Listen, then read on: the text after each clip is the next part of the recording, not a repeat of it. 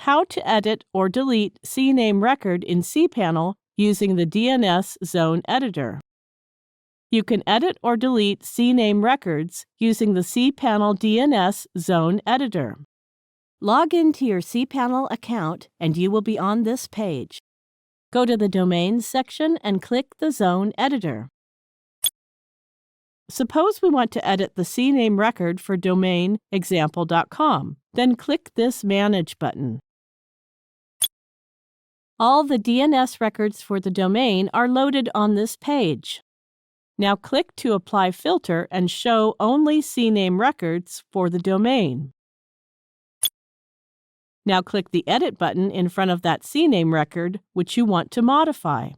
Let's edit the record named forum.example.com. Make the desired changes and click the Save Record button. The CNAME record has been updated. To delete a CNAME record, click the Delete button and continue.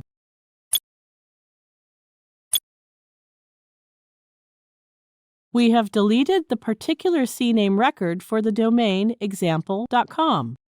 Now you know how to edit or delete CNAME records. Thank you for watching.